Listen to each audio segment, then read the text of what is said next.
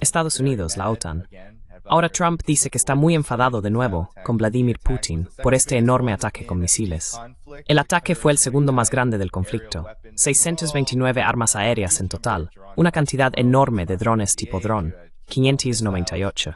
Se lanzaron misiles Kinzhal, Iskander, misiles de crucero. Se alcanzaron muchos objetivos del sistema Ukrospetsexport, Samsung en Ucrania, la planta de radio de Kiev, muchos objetivos, Brian, y todos ellos apuntan a la base industrial militar ucraniana. Es un mensaje bastante contundente, y esta fue la escena durante ese ataque, un auténtico bombardeo sobre Ucrania. Entonces, ¿qué nos dice esto sobre la situación actual, dado este supuesto reinicio de las conversaciones?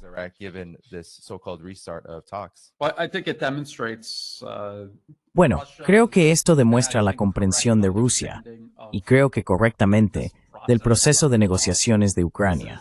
Obviamente, esto es solo otro intento de Estados Unidos de implementar algún tipo de Minsk I o Minsk II, una congelación del conflicto.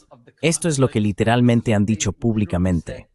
Repaso esto cada vez que hablamos de este tema. El secretario de Defensa de Estados Unidos, Pete Hegseth, ya en febrero, al principio de la administración Trump, habló de congelar el conflicto, no de terminarlo, sino de congelarlo, enviando tropas europeas y no europeas, no tropas estadounidenses, a Ucrania para hacer una especie de congelación del conflicto al estilo Minsk I, Minsk II más Siria.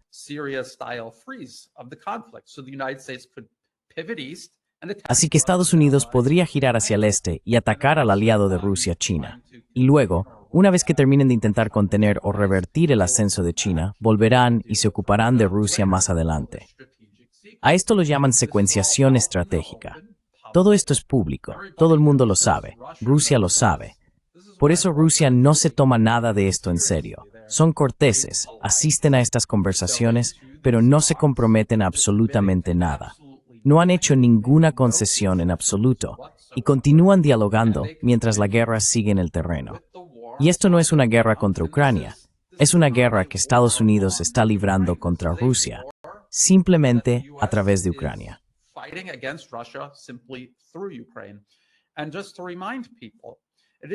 Y solo para recordarlo, no es que Estados Unidos simplemente esté apoyando a los ucranianos en todo esto. Estados Unidos está supervisando literalmente cada aspecto de este conflicto. Hay generales estadounidenses en Alemania ahora mismo dirigiendo toda la guerra, desde la visión estratégica general hasta la selección de objetivos individuales en el campo de batalla. Estábamos hablando de esto justo antes de salir en directo. Hablábamos de cómo el presidente Trump ha exigido tan amablemente que los ucranianos no lleven a cabo ataques de largo alcance contra Rusia. El propósito de esto no era porque el presidente Trump esté fundamentalmente en contra de atacar a Rusia, sino porque quiere poner fin al conflicto.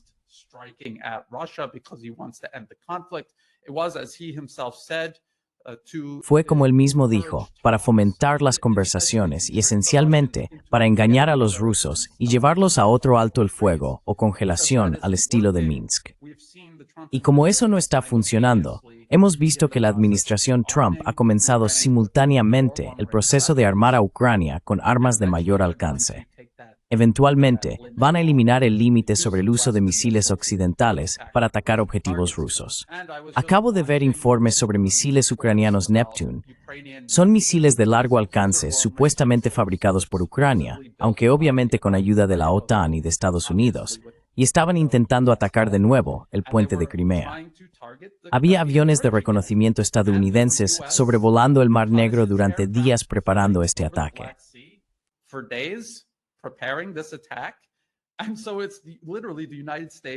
Así que, literalmente, son los Estados Unidos quienes eligen los objetivos, proporcionan toda la información a Ucrania, y Ucrania simplemente pulsa el botón para llevar a cabo el ataque.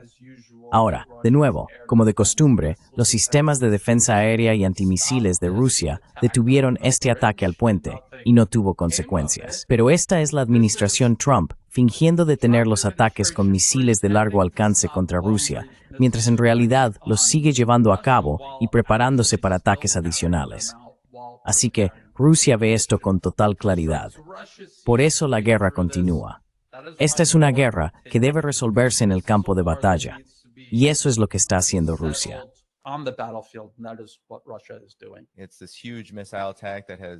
Es este enorme ataque con misiles lo que tiene a Europa absolutamente enfadada. Ahora Trump dice que está enfadado con Rusia por este ataque con misiles. Rusia nunca ha dicho que iba a cesar las hostilidades. La guerra sigue escalando. Se utilizaron cientos de armas aéreas en esto. ¿Cuál es tu reacción ante la situación actual, Kayota? ¿Y cuál es la importancia de esta fase del conflicto?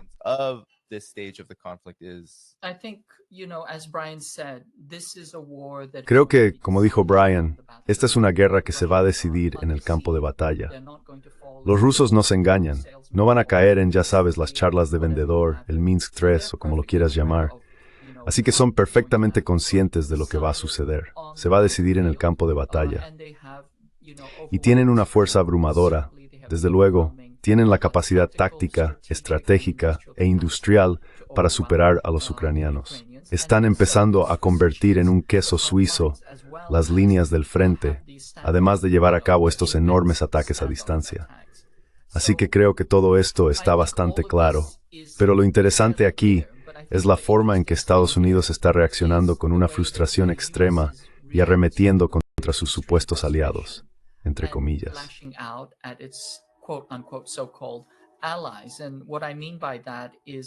Y lo que quiero decir con eso es que, como sabes, recientemente Peter Navarro llamó a la guerra de Ucrania la guerra de Modi. Básicamente, India está diciendo, es nuestra soberanía. Compramos petróleo a quien queremos. No tienes que comprarnos a nosotros, pero nosotros vamos a comprar y vender a quien queramos. Y Navarro está culpando a los indios por la guerra de Ucrania. Dice que es una lavandería para el Kremlin. Y, ya sabes, en los círculos de élite de alto rango, Ashley Tellis dice que Trump ha hecho más para acercar a India, China y Rusia que cualquier otro presidente en la historia. De hecho, cínica o sardónicamente, creo que está diciendo que Trump ha hecho más por la paz que cualquier otro presidente, porque esencialmente creó una coalición que no se suponía que debía existir.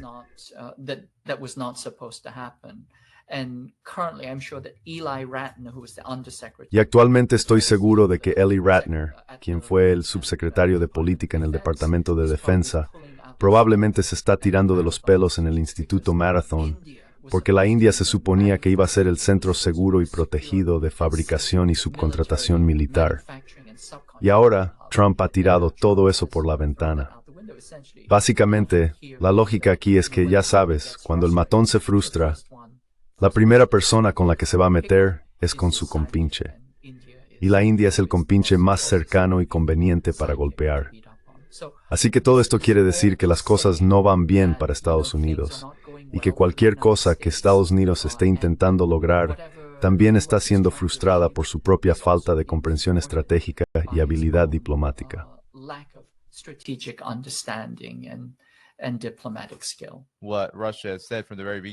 Lo que Rusia dijo desde el principio es que no necesariamente va a aflojar solo porque se estén llevando a cabo conversaciones. De hecho, una de las cosas que surgió de la llamada cumbre de Alaska fue que no iba a haber un alto el fuego inmediato, que solo habría un acuerdo de paz en algún momento en el futuro. Entonces, ¿qué opinas de este avance en el campo de batalla? Bueno, hay que recordar que no habría ningún tipo de conversaciones con Estados Unidos si Rusia no estuviera avanzando en el campo de batalla. ¿Alguien recuerda que Estados Unidos ofreciera conversaciones a alguien cuando sus proxies terroristas avanzaban en el campo de batalla en Siria a finales del año pasado? Yo no lo recuerdo. Así que la única razón por la que están participando en conversaciones en primer lugar es porque la situación en el campo de batalla se ha vuelto tan crítica en lo que respecta a estos proxies ucranianos respaldados por Estados Unidos. No se trata solo de un avance allí. Están ocurriendo avances a lo largo de toda la línea de contacto. Y lo que la gente debe retuitear es que este no ha misrot de Gementrut de Rooster y arrasar los campos de batalla como un blitzkrieg o all menor.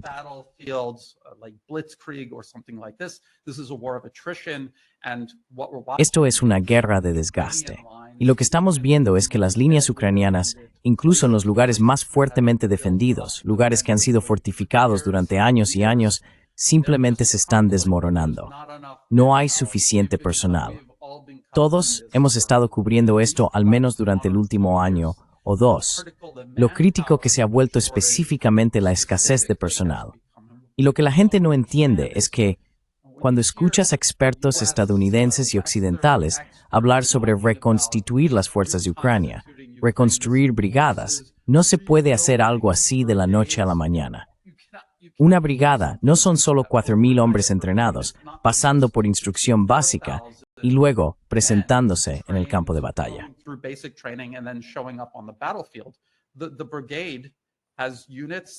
La brigada tiene unidades y subunidades y necesitan ser comandadas por alguien.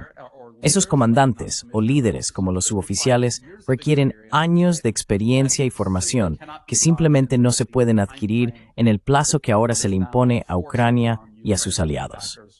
Así que eso es lo que estamos viendo. Esto se está desmoronando. Igual que en la situación en Siria, todavía hay expertos occidentales que dicen, bueno, mira lo despacio que avanza Rusia.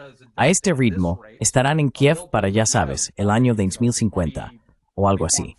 Pero en realidad está aumentando exponencialmente. El ritmo al que avanzan ahora es mucho más rápido que el año pasado. Y el año que viene, si todo esto continúa, será aún mayor.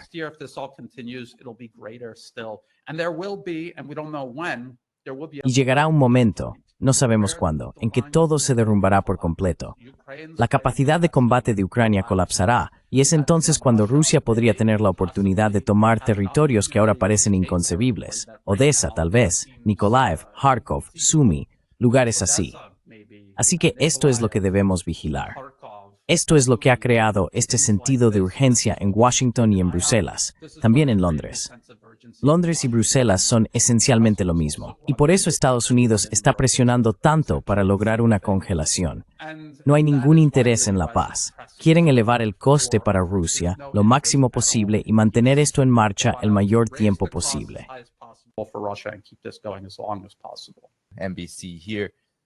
NBC está realmente entrando en pánico aquí. Realmente quieren que Putin y Zelensky se reúnan. Quieren que este conflicto se congele. Esto es lo que hizo NBC News con J.D. Vance y lo que él dijo sobre la cuestión de si Rusia está tomando el pelo a Estados Unidos. Tuve miniscase with this ministro de Exteriores ruso. ¿Usted? Sí, dice que por ahora no hay ninguna reunión prevista entre el presidente Putin y el presidente Zelensky, y añadió que primero debe haber una agenda, diciendo, cito, esta agenda no está lista en absoluto. ¿Están los rusos dando largas al presidente Zelensky? No, en absoluto, Kristen. Creo que los rusos han hecho concesiones significativas al presidente Zelensky por primera vez en 3 años y medio de este conflicto. De hecho, han estado dispuestos a ser flexibles en algunas de sus demandas principales.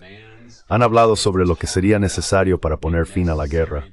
Por supuesto, aún no han llegado completamente a ese punto, o la guerra ya habría terminado. Pero estamos participando en este proceso diplomático de buena fe. Estamos intentando negociar todo lo posible, tanto con los rusos como con los ucranianos, para encontrar un punto intermedio que detenga las muertes. La preocupación es que existe la duda de si Rusia está tomando el pelo a Estados Unidos. ¿Qué opinas al respecto, teniendo en cuenta la situación actual?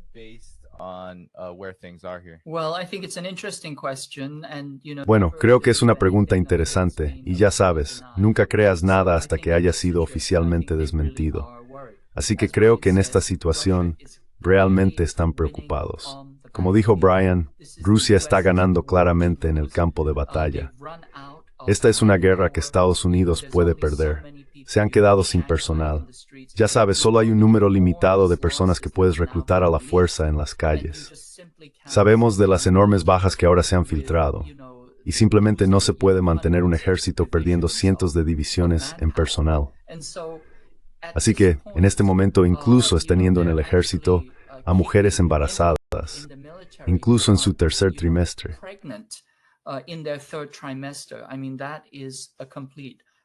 Quiero decir, eso es una señal total de desesperación. Por supuesto, todo se remonta a la idea original de que iban a desangrar a Rusia en el campo de batalla.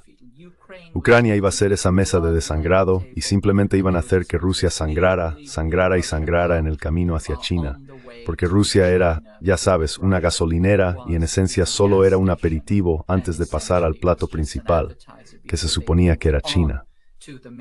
Bueno, ya ves, el aperitivo resultó ser un lenguado y se están atragantando con las espinas. No van a llegar mucho más lejos, aunque todavía quieren avanzar con muchísima desesperación.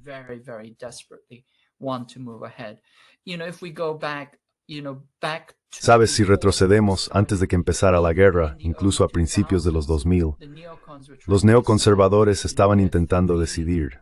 Hay tres potencias revisionistas que tenemos que eliminar, esencialmente Rusia, China e Irán. Estos son los grandes, ya sabes, fuerzas demoníacas que tenemos que subyugar. Y la cuestión realmente giraba en torno al orden. ¿Eliminamos primero a China y luego nos ocupamos de Rusia e Irán?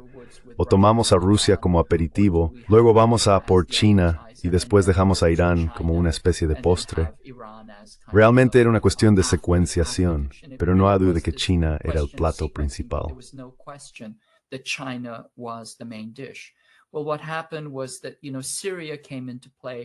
Bueno, lo que ocurrió fue que Siria entró en juego, Rusia estaba apoyando a Siria, y fue entonces cuando la facción de Nuland decidió que primero tenían que derribar a Rusia, porque de lo contrario Rusia iba a estropear sus planes en Oriente Medio. Así que giraron hacia Rusia, provocaron esta guerra y esperaban que fuera un paseo, ¿verdad? Quiero decir, los neoconservadores siempre piensan esto. Y luego resultó que, como sabemos ahora, la OTAN y Estados Unidos están siendo completamente derrotados en el campo de batalla. No se trata simplemente de territorio, se trata de personal, también de doctrina y esencialmente de capacidad estratégica que está siendo completamente agotada en Ucrania.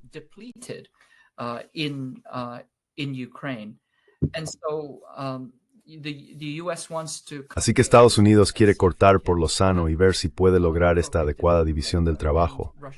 Y Rusia no lo está permitiendo. Y la UE se muestra insegura e indecisa, sin saber qué hacer, y simplemente está tirando de los pantalones y arrastrando a Estados Unidos aún más. Así que esta es la jugada que no salió bien y ahora están pagando el precio. Y por supuesto, todavía buscan pivotar con fuerza hacia China. Pero eso no va a salir tan bien con todos los demás factores que están entrando en juego en este momento. A veces pienso en ese término de Hegel cuando habla de la astucia de la razón, que la historia avanza en una especie de movimientos de caballo. Y lo que Trump realmente intenta lograr está consiguiendo lo contrario.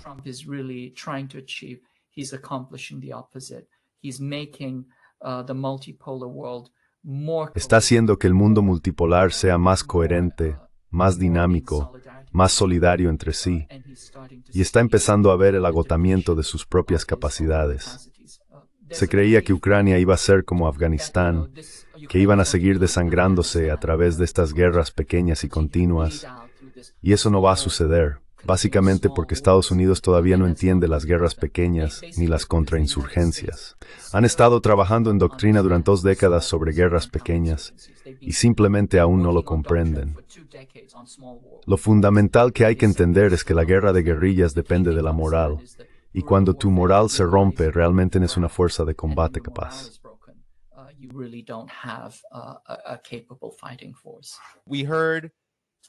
Escuchamos 24 horas, escuchamos un par de semanas, incluso hace poco. Escuchamos que muy pronto, después de la reunión entre Putin y Trump en Alaska, habría una reunión entre Zelensky y Putin. Nada de esto sucedió. Y ahora aquí está Steve Witkoff diciendo cuándo espera que se alcance un acuerdo. Así que tenemos que abordar todas esas cuestiones, pero lo entendemos. Tenemos equipos técnicos trabajando en ello y confiamos en que para finales de este año, y quizá mucho antes, podamos encontrar realmente los elementos necesarios para alcanzar ese acuerdo de paz. A finales de este año, Brian, a finales de este año. Esa es una historia bastante diferente de la que hemos estado escuchando hasta ahora. Bueno, una vez más, la administración Trump continúa con estas teatralidades, hablando de buscar la paz, de lo difícil que es alcanzarla, culpando a todos menos a ellos mismos de por qué no hay paz. Toda la guerra, completamente, al 100%, es porque Estados Unidos la creó deliberadamente. Como decía Kay Utah, esto tenía como objetivo atraer a los rusos, mantenerlos ocupados, desgastarlos. Eso está literalmente en los documentos de política. Rand Corporation, Extending Russia, 2019. Tenían todo un capítulo sobre esto. Admitieron que Ucrania sería completamente destruida en el proceso, casi con toda seguridad. Y eso es lo que estamos viendo que ocurre.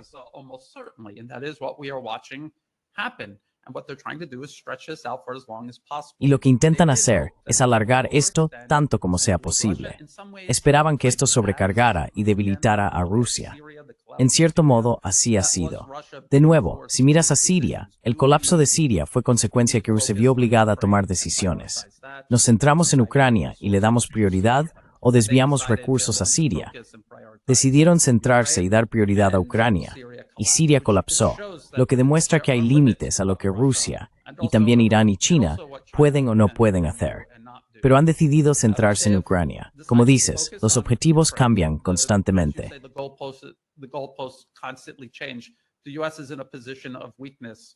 Estados Unidos está en una posición de debilidad respecto a Ucrania.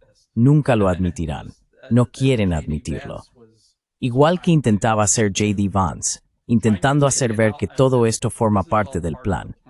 Pero no es así, porque Rusia ha dicho que no constantemente, y siguen avanzando en el campo de batalla, y simplemente cumplen con el trámite en todas estas conversaciones que propone Estados Unidos.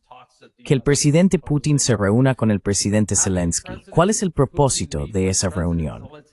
No hay ningún propósito para esa reunión. El presidente Zelensky en Ucrania no tiene el control de nada.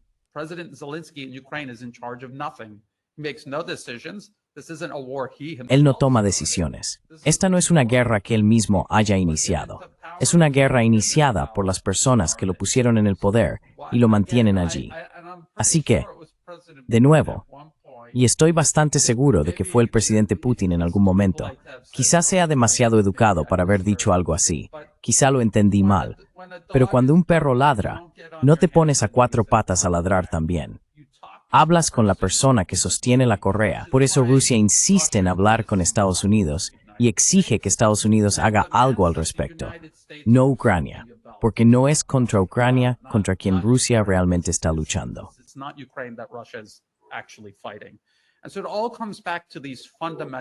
Y así, todo se reduce a estos principios fundamentales. ¿Cuál es realmente el conflicto en la realidad frente a cómo Estados Unidos, el gobierno y los medios intentan presentarlo?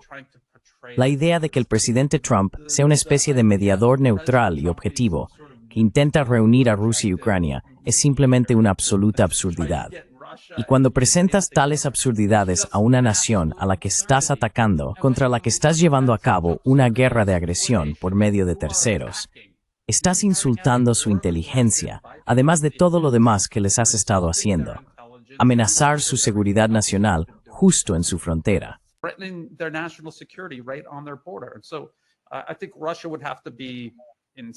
Así que creo que Rusia tendría que estar loca para aceptar cualquiera de estas propuestas y desviarse de su curso actual, que es resolver esto en el campo de batalla, de una vez por todas, aunque les cueste en otros lugares de su periferia.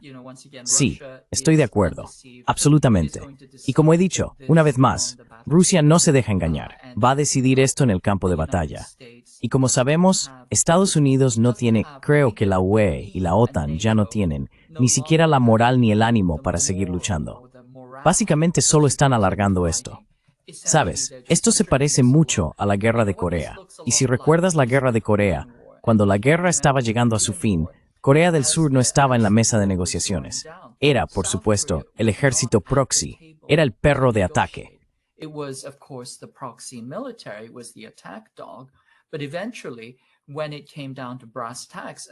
Pero al final, cuando llegó el momento de hablar en serio y negociar el poder, las negociaciones para el armisticio estaban ocurriendo. Corea del Sur literalmente no estaba en la mesa. Hasta el día de hoy existe un armisticio, pero Corea del Sur no es parte de él. Creo que es una situación muy similar.